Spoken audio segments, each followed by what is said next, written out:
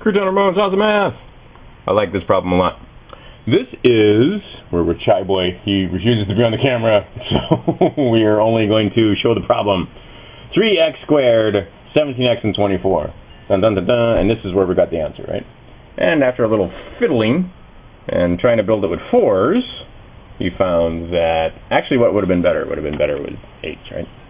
But I like this because it gives you a group of 12 and another group of 12, which is of course 24. And what you really have there is you can see 3 8s if you use your imagination. And we can look at the factors, kind of a big one.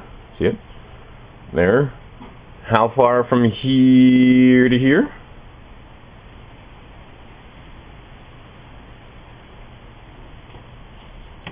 That's you. Just tell me. How many?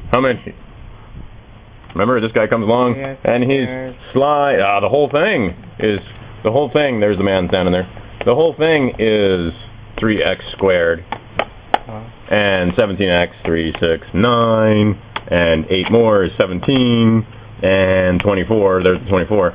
But I just want to know, shink, shink, shink, bink, bink, bink, bink, bink, bink, bink, bink. How far did I just go? How many? 3x squared plus 8x. Ah, it's the distance. I just want the distance. Well, you tell me. How far is it? How far is that? That's 3x squared. Is that 3x squared right there? Did I walk across? Is that? How far is this? An x? How far is that? X. How far is that? X. Oh, sorry. Okay. Because you already know 3x squared. Plus x8. How many x? Plus 8. How many x? 8x. How many x? 3x plus 8. 3x plus 8. And then we're going to go up by how much? X plus 3. There you go, done. I did it again. Then made another problem with x plus 3. That's it. So across we are, and you're gonna hear all of that wind on the camera because there's no what do you call mic shield. All right, so but we can look at it and we can also see this. If I move this apart, then we can see the partial products, or we can see the factors. There we have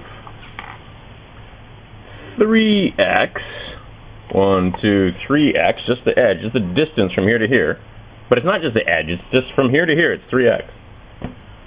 And then I go up by x plus 3.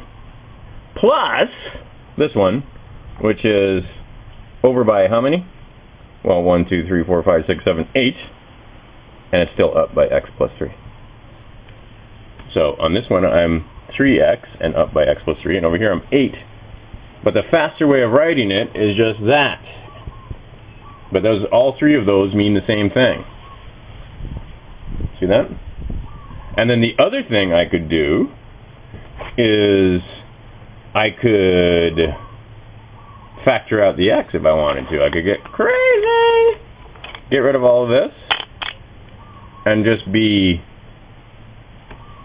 watch, take all these guys and put them over here, and then put my 24, get rid of all of this. See that?